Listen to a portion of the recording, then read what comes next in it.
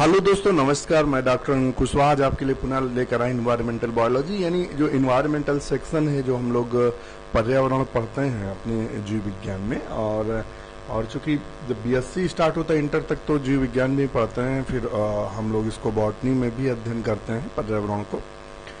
तो वहाँ इससे सबसे ज़्यादा क्वेश्चन बनते हैं, चूंकि पर्यावरण जो जानकारी या इन्वायरमेंटल अवेयरनेस के तहत सबसे ज्वलंत टॉपिक माना जाता है, तो इसलिए सबसे ज़्यादा क्वेश्चन यहाँ से बनते हैं। मतलब सबसे रीसेंट टॉपिक है ये, तो इसलिए यहाँ क्वेश्चन खूब बनते हैं। तो शुरू करते हैं आज का वीडियो। ये वो प्रश्न है जो KVS, NVS, DSSB, UP, MP, Jharkhand, इसके अलावा असिस्टेंट प्रोफेसर बॉटनी और आपके पीसीएस में पूछे गए प्रश्न हैं। ये वो प्रश्न हैं जो आपका कंफ्यूजन दूर करेंगे। ये वो प्रश्न हैं जो परीक्षाओं में पूछे गए हैं। ये वो प्रश्न हैं जो अक्सर आपको समस्या में डाल देते हैं या कंफ्यूजन पैदा करके आप गलत करके आते हैं। तो शुरू करते हैं आज का वीडियो। उससे पहले रिक्वेस्ट, चैनल को लाइक, सब्सक्राइब और दोस्तों के साथ शेयर करना ना भूलें। दूसरा, एक और समस्या आती है कि एक आध ऐसे क्वेश्चन हो सकते हैं जिसपे हमारे आंसर और आपके आंसरों में विविधता हो, तो हमें कमेंट्स करके बताइएगा, क्योंकि ये किताबों का भी असर होता है और हर एक क्वेश्चन हम रीचेक नहीं कर पा रहे हैं। ये हमारी मजबूरी, कितने क्वेश्चन रीचेक करेंगे।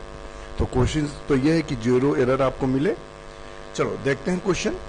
एक ट्रांजिशनल जोन वेयर 2 और more different communities meet and integrate is called.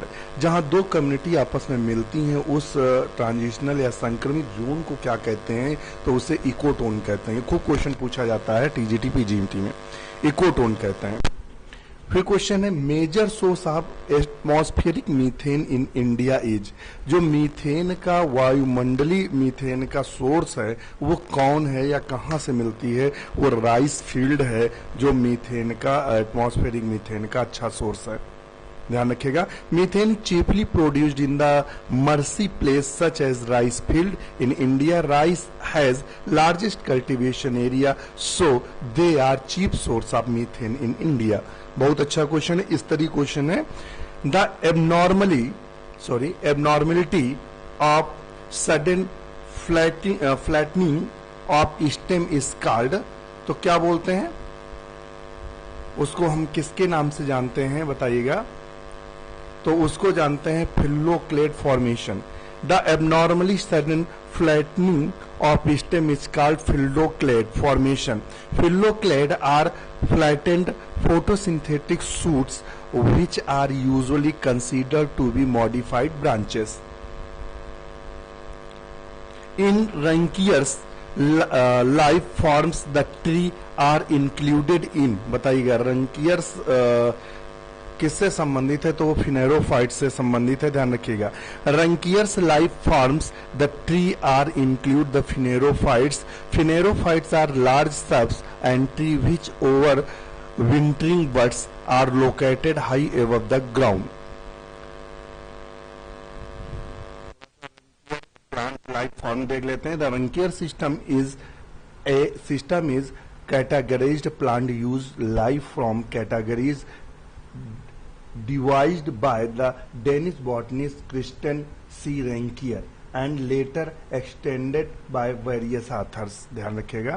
तो ये हम इसलिए आपको बताया था। और ये Danish botanical society 1904 as can the inferred from the printed discussion that talk but not in talk itself nor its title the journal. ये तो काफी आपको देगा। तो ये बॉटनी का जो साइंटिस्ट पूछ सकते हैं, डेनिश बॉटनिस्ट थे क्रिश्चियन सी रैंकियर। ये ध्यान रखिएगा। ये रैंकियर साहब हैं जो आपको पिक्चर में दिख रहे हैं। क्रिश्चियन जो Raunkiaer was Danish botanist who was a pioneer of plant ecology. ध्यान रखने, a pioneer of plant ecology. He is as mainly remembered for his scheme of plant strategies to survive an unfavorable season and his demonstration that the relative abundance of strategies in flora largely corresponded to। और आपको तो ये आप इतना हम आपको ये बताना चाह रहे थे या ये बताने की कोशिश कर रहे थे। और इन्होंने ये देखे, इन्होंने डिवीजन किया था रंकियर system premised on the location of the bud of the plant during session the adverse condition, cold session and dry session।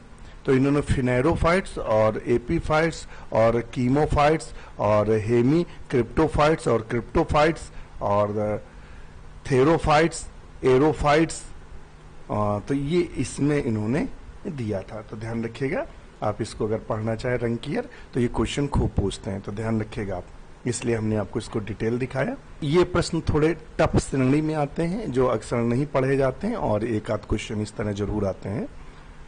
चलिए नेक्स्ट क्वेश्चन देख लेते हैं।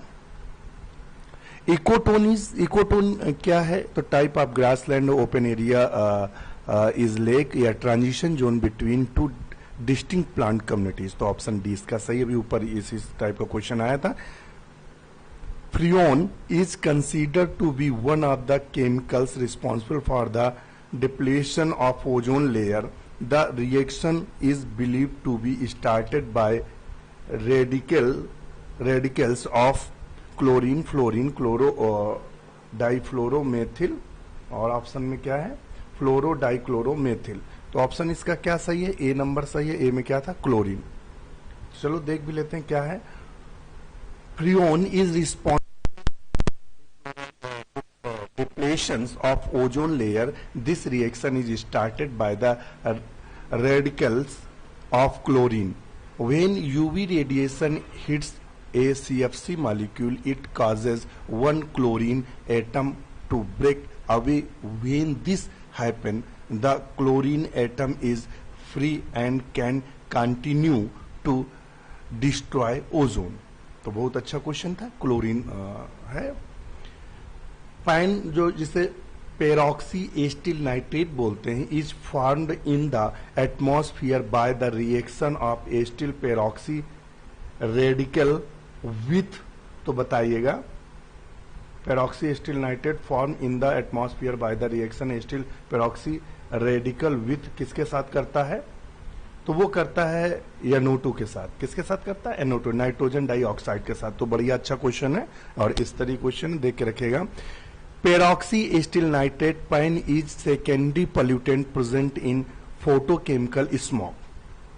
It is a lacrimatory substances. It is formed in the atmosphere by the reaction of acyl peroxy radical with nitrogen dioxide. Partially decomposed litter, partially or fully is known as, तो बताइएगा। तो उसका option सही है humus. Next question है, as pollutant which of the following causes Minamata disease. तो इसमें कौन है? मरकरी है जो मिनमाटा डिजीज उत्पन्न करती है, जो जापान में देखी गई थी। इन an article on ecosystem, the following subtitles were used. Which one of them do you think is incorrect? तो ऑप्शन इसका बी सही है, cycling of energy. The national park are our country emphasize at protecting the flora only। National park की बात कर रहा है। Flora only, fauna only, flora and fauna both, entire ecosystem. तो इसमें फ्लोरा और फना दोनों हैं। National park is conservation areas where certain species of fauna, wild animal and flora group of specific plant are protected. National park provide a safe space for wildlife to breed and survive. Without national park, certain animal species are at greater risk of becoming extinct in landscape, need to be protected in order to provide habitat with wildlife. Excessive discharge of fertilizer into water bodies resulting, तो बताइएगा। तो वो उसका option C सही है, eutrophication होगा। क्या होगा? यूट्रोफिकेशन होगा। Eutrophication is the phenomena in which water body becomes overly enriched with mineral and nutrient that induces excessive growth of plant and algae। भाई ज़्यादा अगर उसमें हम फर्टिलाइजर देंगे तो उसमें एल्गी या जो भी प्लांट्स हैं बहुत ज़्यादा ग्रो कर जाएंगे और वहाँ जीवन संभव नहीं हो पाएगा, धीरे धीरे जीव मरने लगेंगे। Which reference to biodiversity which of the following is regarded as the hot spot in India. तो ईस्टर्न और वेस्टर्न घाट है, तो यहाँ वेस्टर्न घाट दिया हुआ है। Bio fertilizers are dead remain plant animal living cells of nitrogen fixing organism, तो option C सही है इसका। Nitrogen fixation is inhibited by, तो किसके द्वारा इनहिबिटेड होता है? Nitrogen fixation is inhibited by, nitrogen स्थिरीकरण बाधित होता है फास्फेट द्वारा, आयरन द्वारा, एसीटेट द्वारा, अमोनिया द्वारा। तो किससे होता है? Ammonia. Nitrogen fixation is inhibited by ammonia with the higher amount of oxygen the nitrogenase activity of the cell is decreased and strongly inhibited by ammonia. बहुत अच्छा क्वेश्चन है। अब देखिएगा, international crop research institute of semi arid tropics is located अर्ध शुष्क उष्ण कटिबंध की अंतरराष्ट्रीय फसल अनुसंधान संस्थान अवस्थित है कहाँ? कोलंबो, मनीला, हैदराबाद। तो कहाँ स्थित है? हैदराबाद में। विच important greenhouse gas other than methane is liberated from the agriculture field, तो बताएगा। तो ऑप्शन सी सही है, NO2। NO2 is liberated from the agriculture field other than methane. NO2 come in the field due to the use the biofertilizer, nitrogen fertilizer. The greenhouse gases include CH4 or NO2, CO2, H2O. These gases trap some infrared radiation and warms the atmosphere as well as Earth's surface. The niche of a species is meant for, एक species में निच का तात्पर्य विशिष्ट जगह जहां एक जीवधारी रहता है। एक स्पीसीज का विशिष्ट कार्य उसकी प्रतिस्थापक क्षमताएं, एक स्पीसीज के पास स्थान पर उसके विशिष्ट कार्य। तो इसका ऑप्शन सी सही, एक स्पीसीज के पास स्थान पर उनके विशिष्ट कार्य। द निच species is meant for the habit and specific function of species. In water bodies eutrophication is used by, जलाशयों में यूट्रोफिकेशन का कारक है, तो वो कारक क्या है बताएगा? तो ऑप्शन ए सही है, जो कि अभी बताया था हमने आपको। विच of the following ecosystem has least productivity, निम्नलिखित में से कौन पारिस्थितिकी तंत्र में न्यूनतम उत्पादकता है? तो ये क्वेश्चन आपको नेक्स्ट वीडियो में उपलब्ध कराएंगे। इसी के साथ नमस्कार।